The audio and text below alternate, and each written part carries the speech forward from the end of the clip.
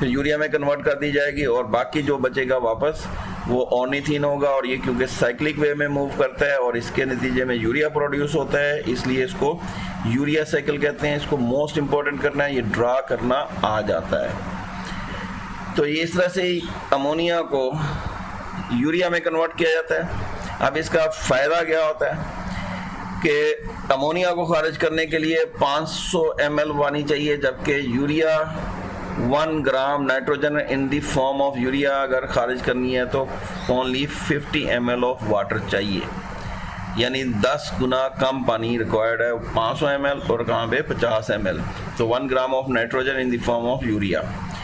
तो इस तरह से एक्सक्रीटरी नाइट्रोजन जो है इसको मेटाबॉलिकली कन्वर्ट कर दिया है यूरिया में थ्रू यूरिया साइकिल। ये एनिमल्स के अंदर होता है। तो कौन सी एनवायरनमेंट में रह रहे होंगे ये एनिमल्स? जहाँ पे रेस्ट्रिक्टेड सप्लाई ऑफ वाटर है, यानी ट्रस्टियल या खुश्की के मैमल्स खास तौर पर। तो ये मैमल्स में भी होगा। इसके अलावा एम्फीबियंस, शार्क्स और बोनी फिशेस में। ये एग्जांपल्स भी साथ में याद रखनी है। फिर तीसरी कंडीशन है जहाँ पे बिल्कुल ही पानी बहुत कम है, या कह लें कि अक्यूट सप्लाई ऑफ वाटर है या एरिड जोन है, मतलब डेजर्ट कंडीशन है। तो animals inhabiting environment with acute shortage, ये तीसरी, ये रेस्ट्रिक्टेड थी दूसरी, तीसरी acute storage of water supply.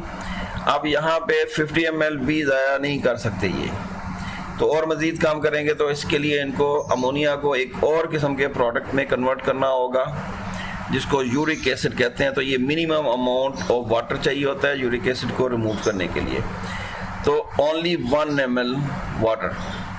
तो ये 50 ml का भी, यानी 500 ml का 50 ml 10% बनता है, यानी 10 गुना कम। जबकि 50 ml का अगर 2% के हैं तो ये 1 ml वाटर रिक्वायर्ड है, जो 1 ग्राम नाइट्रोजन रिमूव करता है किस शक्ल में? Uric acid. यानी तीनों केसेस में 1 gram of nitrogen he remove हुई है।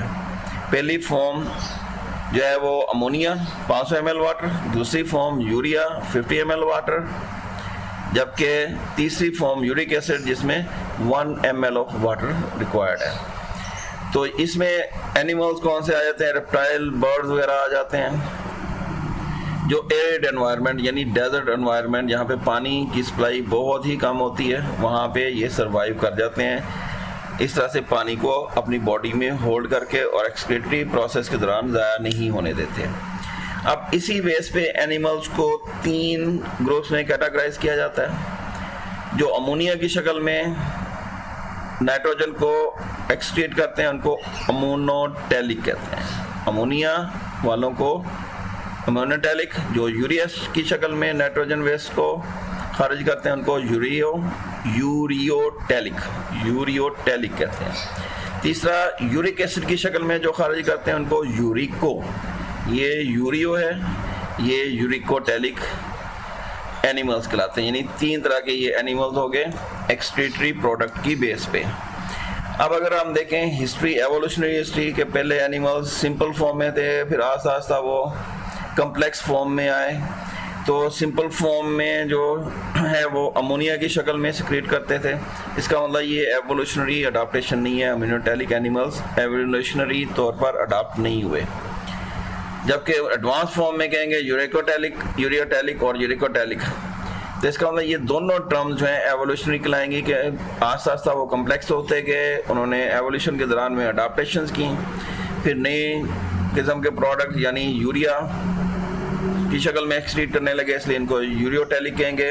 फिर और ज़्यादा पानी को बचाने लगे तो यूरिक एसिड की शक्ल में एक्सक्रीट करने लगे, तो इनको यूरिकोटैलिक। तो इसलिए इन दोनों टर्म्स को यूरियोटैलिक और यूरिकोटैलिक, इनको एवोल्यूशनरी अडाप्टेशंस कहते हैं। नाइट्रोजन वेस्ट में के रेफरेंस से, यानी यूरियोटैली, यूरिक से यूरियोटैली और यूरिकोटैली, इनको अलग से अंडरलाइन कर लेना है।